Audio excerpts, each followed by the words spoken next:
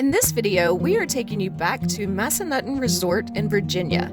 In our last video, we discussed all the fun activities you can do here, but today we are showing you around the resort, including a tour of our room, as well as the restaurants and shops that were open. There are several different housing options offered through the Massanutten website, and we chose to stay in Eagle Trace, a group of condos available a short drive away from many of the recreation options. Massanutten is a big resort covering over 6,000 acres, so no matter where you stay, you will need to drive just about anywhere you need to get to within the resort, with the exception of anything that just happens to be near your room.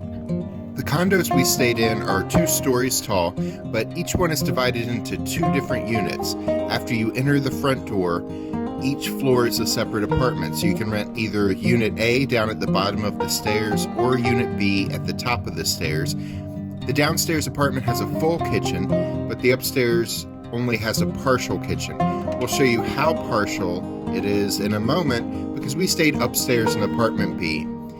Each apartment sleeps 6, and you can rent both the upper and lower apartments together if you have enough people in your party that you need both. You enter the condo into your living room area. There's a fold-out sleeper sofa in the living room, along with a couple chairs, a TV, and a fireplace. We enjoyed having a fireplace quite a bit as we tried to warm up coming in from the cold. There's a little dining area with a table and chairs. Next to that is a balcony looking out into the parking lot. The kitchen is next to the dining area.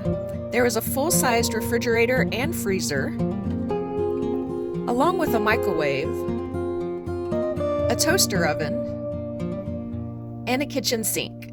There's a coffee maker and a sampling of free coffee to make. The cupboards are filled with any dishes you would need. And they had a few electronics for you to use, like a blender and an electric skillet. So of course, what makes this a partial kitchen is that there's no oven or stove in the unit. If the food you want to eat could be heated up in a microwave or a toaster oven or an electric skillet, then you'd be fine, but you won't be cooking Thanksgiving dinner or having a bake-off in here. If you got the downstairs apartment, an oven and stovetop were included. So now we'll look at the bathroom. The cool thing about this is there's a door to the bathroom from the bedroom and also from the living area. So if you have family traveling with you, they're staying out on the sleeper sofa in the living room, they don't need to enter your bedroom at night to get into the bathroom. It had everything you'd expect from a bathroom. They had a hairdryer over the sink. They set you up with plenty of towels in case you have 6 people staying there. They did not come change out towels or clean during our 3-day stay, so it appears they are only cleaning between guests, which is something we've seen a lot during the pandemic.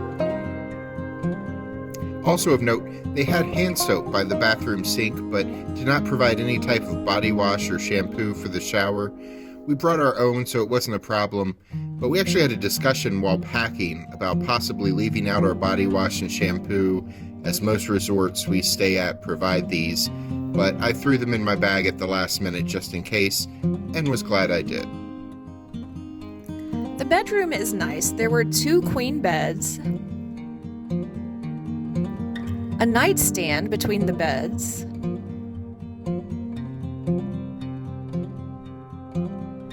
a smaller television in the bedroom. Both TVs in this place had DVD players with them, so you can bring some DVDs if you still use those. The TV sat on a dresser that you can use if you are a vacation unpacker. There were 2 closets, one clearly for clothes. The other also had some hanging space, but also housed the vacuum, a broom, and a snow shovel. Next to the beds was another balcony, this time looking out the other side of your condo. Here is the view when we woke up the next morning after it had snowed for a couple hours. So Jack made use of the snow shovel to clear the walkway to our truck. When we woke up, they did already have the streets and the parking lots cleared, so driving seemed pretty safe at the resort, but the walkways were covered in snow when we were heading out for our 9:30 a.m. snow tubing session. While the downstairs condos have an oven and stove that the upstairs condos do not have, the upstairs condos had whirlpool tubs in the bedroom. They were very relaxing and warm after a day out in the snow. Also, behind the condos, there was a picnic table area behind each building that had propane grills. They probably get used a good bit in warmer weather.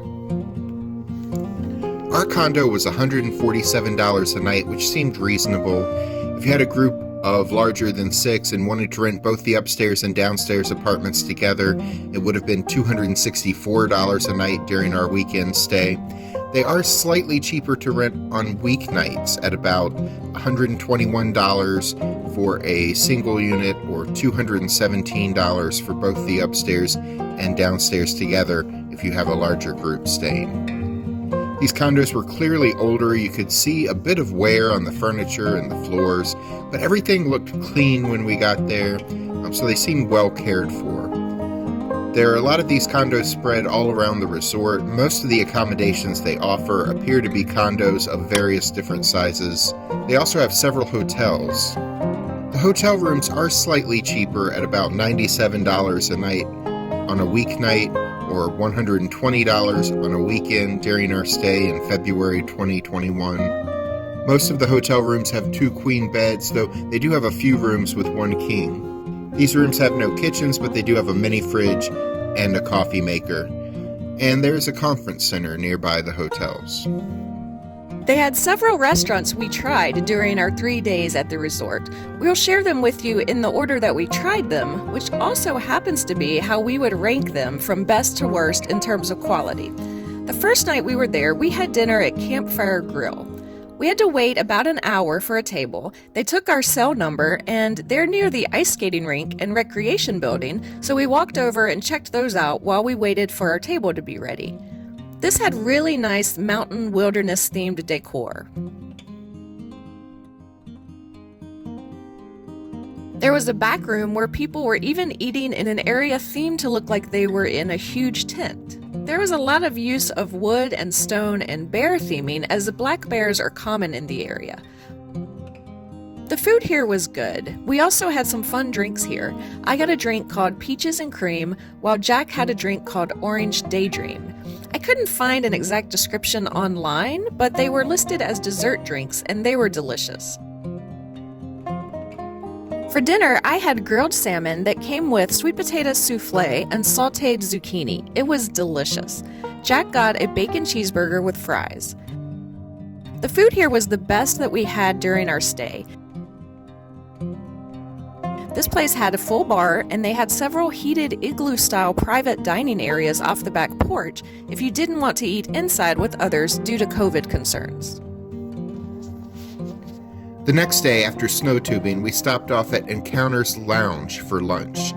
It was at the bottom of the ski slopes in the ski lodge. There were a few fireplaces in the area, and the rooms were decorated with skis and snowboards. They also had a stage area where they have live music performances sometimes. This building also housed a grab-and-go takeout place and a lounge just for timeshare owners.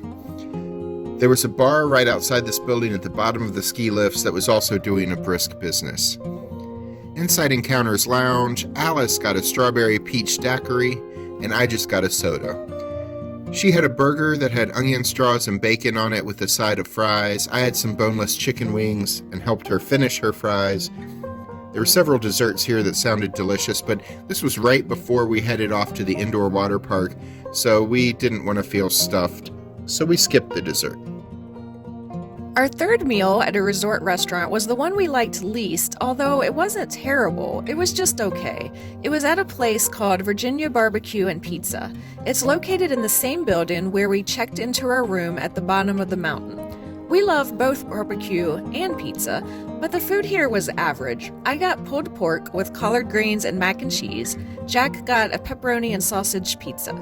Most customers were just picking up orders and heading back to their rooms with them. We actually decided to stay, and we ate down in the restaurant. They have 3 picnic tables there. There was room for more, but I assume they took them out for social distancing purposes. There was an outdoor barbecue smoker and space for outdoor seating. I assume this is a pretty happening place in the warmer months. I probably wouldn't suggest eating here, though it was much easier to get a table here than it was at Campfire Grill, even though there were only 3 tables available here. Both Virginia Barbecue and Pizza and Campfire Grill have delivery service to your room during certain hours, which change depending on the day of the week. So you may want to look into that if you're scheduling a trip. We also visited a couple resort stores. The largest one was the General Store. This was near the ski lodge. It had a lot of toiletries in case you didn't bring your body wash and shampoo, as well as limited groceries to fill your kitchen with. And of course, they had all the usual resort gift shop souvenirs. We picked up a magnet and a Christmas ornament, as we do on every trip we take. Alice also got a long-sleeve Massanutten t-shirt. And we went to another shop the next day called The Market. It was in a building that is also used for their arts and crafts classes. They had much of the same stuff the General Store had, but each store had some selections that the other store didn't have. One thing we liked at The Market is that they had DVDs you could check out to use in the DVD players that are in all the condos. Checking out DVDs was free for resort guests. You could also pay to rent Amazon Fire Stick so you could watch your Hulu or Netflix accounts or catch up on recent Traveling Through videos on YouTube on your room's television. You could also rent game systems pretty cheaply. And they had rainy day kits that I liked. It was a little box that came with cards and crossword puzzles and board games and other things your family could use for entertainment in your room on a rainy day. So that's a look at our stay at Massanutten Resort. If you missed part 1 of our stay, which covered the many activities offered here, we'll link that video for you in the description. There are many fun activities to do here regardless of what time of year you stay, so definitely check out that video. And in case you're ready to start thinking about warmer climates, we'll also put a link to a video about one of our favorite beach resorts, so you can start dreaming about summer travel if you'd like. If you enjoyed this content, please give us a thumbs up, and if you aren't a subscriber yet, please hit that subscribe button and notification bell so you won't miss any of our upcoming videos. I'm Alice. And I'm Jack. And we'll see you the next time we're traveling through.